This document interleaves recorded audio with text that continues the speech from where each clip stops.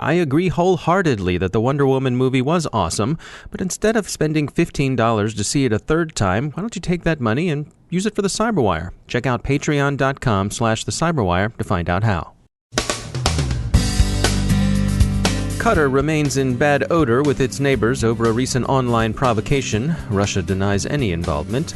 Anomali talks about influence operations, especially with respect to elections, where they may be moving from doxing to disinformation. Leaks about election hacking shouldn't turn you off to multifactor authentication. It's not the technology, it's us. Former FBI Director Comey testifies before the Senate Intelligence Committee, and a lesson from the NSA leak arrest. Assume the boss is watching.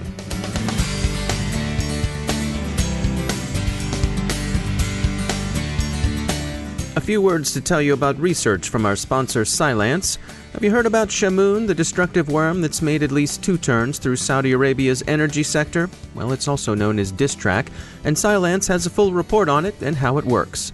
Distrack is back, too, by the way, since it first hit Saudi Aramco back in the summer of 2012. It's most recently been found infesting banking targets. Distrack is worrisome because it's destructive. It's highly targeted, and you don't want to become a target. But if you are, learn how the worm works and how Cylance can protect you. Visit cylance.com/blog to get the skinny on Distrack. You don't want to get caught short, so read up on Distrack, and while you're there, you can learn all about how Cylance can help protect you too. That's cylance.com/blog. And we thank Cylance for sponsoring our show.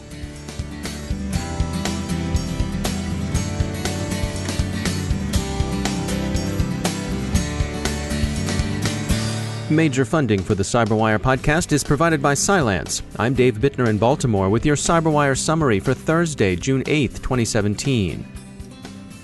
The hacking of the Qatar news agency with broadcast and Twitter content that represented that country's government as sympathetic with both Israel and Iran has opened a wide rift between Qatar and its neighboring members of the Gulf Cooperation Council. Several of its neighbors, including Bahrain, Saudi Arabia, Yemen, and the United Arab Emirates, have suspended diplomatic relations with Qatar. In the United Arab Emirates, this has taken the severe form, severe for an online political crime, of a law that could punish expression of agreement with or support for Qatar in social media with up to 15 years in prison. So if you find yourself in Dubai, think twice before hitting like or thumbs up or retweet. The law took effect yesterday. In this context, putative Iranian sympathies are probably the most serious offense. Sunni Saudi Arabia and its Arab allies in the Gulf have long been at loggerheads with Shiite Iran over where regional power would reside. The present incident began on May 23rd with hoaxed broadcast news and a coordinated Twitter campaign. Qatar has stood out somewhat from other states in the region for its financial support of terrorist groups in Libya and Syria, for its closeness with both the Muslim Brotherhood and Hamas, and, by Arabian Gulf standards, for its relatively less chilly relationships with Iran. According to Motherboard, which cites anonymous security industry sources, the news agency's content management system is weakly defended, and hacking it would have been a relatively simple matter. Who might be behind the hacking is a matter of dispute. Here are the leading theories in descending order of probability. First, the Russian government did it. Qatar is host to important U.S. bases in the region, and disrupting security and military collaboration among the U.S. and the Gulf's Arab nations would tend to serve Russian interests. This theory appears to be favored by the U.S. intelligence community. The FBI is said to have personnel on the ground in Qatar assisting investigation. Second, Russian criminals did it. The style of the hijacking is said to be a little brassy, even for Fancy Bear in her brassiest moments, but in other respects it resembles some of Fancy's prancing, and there has long been pervasive interpenetration of Russian intelligence services and criminal elements. How the criminals would have gained from the hack is unspecified. Third, the Saudis hired someone, maybe Russian hoods, to do it, presumably out of their animus towards a difficult neighbor.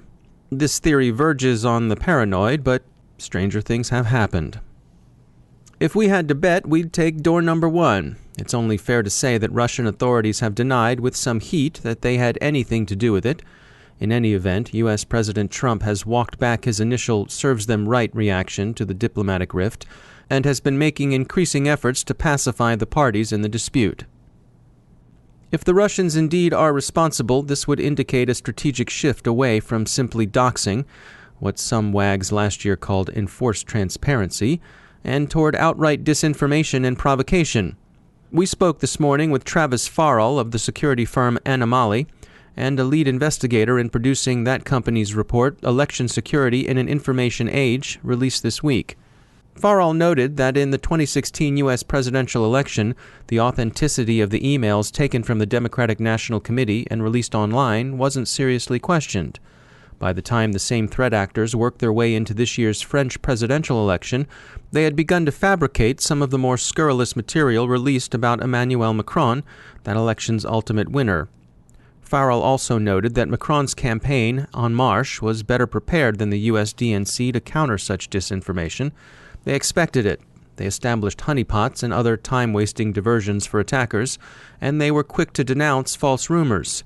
In the elections currently being held in the United Kingdom, where results are expected later tonight, there have been reports of a large and active campaign of sock puppetry mounted on behalf of the Labour Party's leader, Jeremy Corbyn. Farrell thinks it's possible that we are seeing a strategic shift in Russian influence operations away from leaking and into classic black propaganda and front operations, tuned and updated for an online world where disinformation faces very low barriers to entry.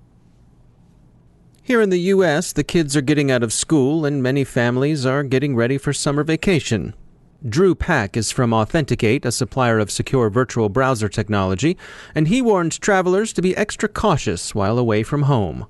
Travelers are prime targets, whether it's for personal or for business, because all data has some value. Travelers also have less control and fewer defenses protecting them. So, they don't own the internet connection, they don't control the network. Sometimes they don't even own the device. Like if they're using a computer in a hotel business center, for example. So criminals, they want the data because they can use it, or they can sell it, or they can hold it hostage, and they can make money from all of these different exploits. So is this a matter of people on vacation sort of bumbling into situations where they might not be secure, or is it a matter of the bad guys actually seeking out people who might be traveling? I think it's a little bit of both. You might have criminals who are targeting specific hotels or resorts, which happens all the time with their point-of-sale infections. You might also have just general-purpose infections with malware that spread far and wide, and that's just hitting people everywhere, as many people as possible, because the more people you infect, the higher the chances that you're going to get some information you can actually use and sell and make money off of. So what kinds of things should people do to protect themselves? There's just a couple of basic things. People have heard this over and over again, but it bears repeating. One, you can keep everything updated and backed up. That includes the operating system, the device itself.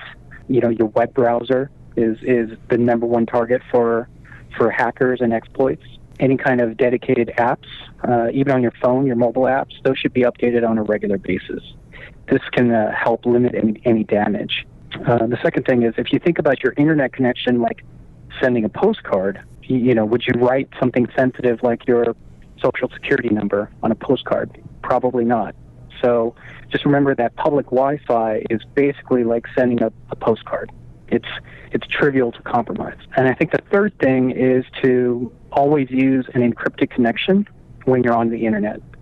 So that might be a VPN, a virtual private network that you have to set up yourself, or it could be a dedicated app that helps encrypt all your data. Connecting to a Wi-Fi hotspot is like sending a postcard. Then encrypting your data is like putting it in an envelope and sending it. So it gives you a little bit more protection. And of course, really, you're on vacation. Unplug, right? Just give it a break. Yeah, you should be spending time with your family instead of online. That's Drew Paik from Authenticate. Former FBI Director Comey testified this morning before the U.S. Senate Intelligence Committee. His testimony was wide-ranging and avoiding matters touching on current investigations and on sensitive matters that would be addressed later in a closed session. But he was clear on one thing. He has little doubt the Russians attempted to influence U.S. elections and that this is a very serious matter indeed. And finally, the story of alleged NSA leaker Reality Winner, now in custody in Georgia facing charges of violating 18 U.S.C. Section 793E, has one lesson for anyone who uses IT in their workplace. Don't assume that the boss can't watch what you're up to. It took the FBI just 4 days from when The Intercept sought to authenticate the leaked documents to interview Miss Winner and take her into custody. So the mills of justice proverbially grind slowly, but this time they were more like a blender on high speed. As our sponsors at E8 Security can tell you, there's no topic more talked about in the security space than artificial intelligence. Unless maybe it's machine learning. But it's not always easy to know what these could mean for you. So go to e8security.com/cyberwire and see what AI and machine learning can do for your organization's security. In brief, they offer not a panacea, not a cure-all, but rather an indispensable approach to getting the most out of your scarce, valuable, and expensive human security analysts. Let the machines handle the vast amounts of data. If you need to scale your security capability, AI and machine learning are the technologies that can help you do it. So visit e8security.com/cyberwire and see how they can help address your security challenges today. And we thank E8 for sponsoring our show.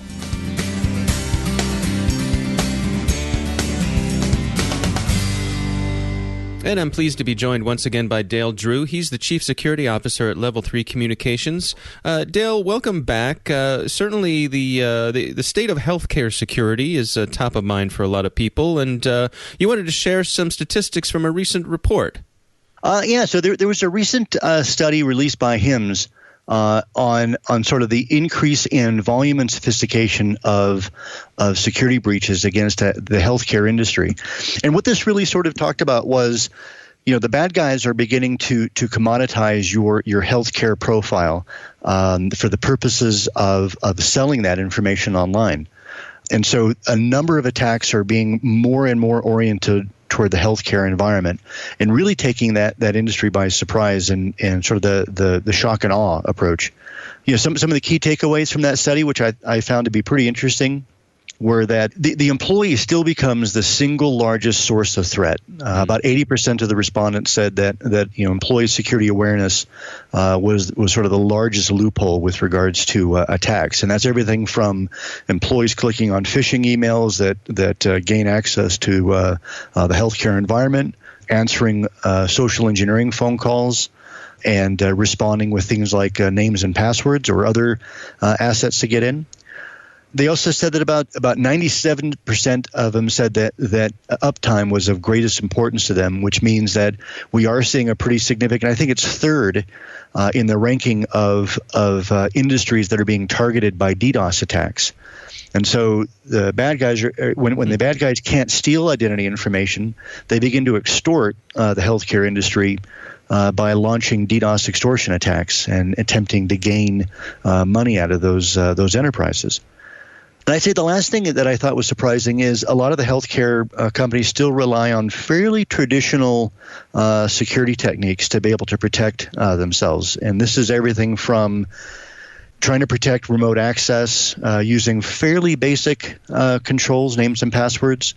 About 85% rely purely on education and awareness, and 75% rely on outside consultants to be able to direct them on how to control their systems. And while I've got nothing against outside consultants, I think that bringing in outside parties needs to provide sort of a point-in-time view of how to improve your in-house security program, not being the sole focus point for it. All right, interesting stuff. Dale Drew, thanks for joining us. And that's the Cyberwire. Thanks to all of our sponsors who make the Cyberwire possible, especially to our sustaining sponsor, Cylance. To find out how Cylance can help protect you using artificial intelligence, visit Cylance.com.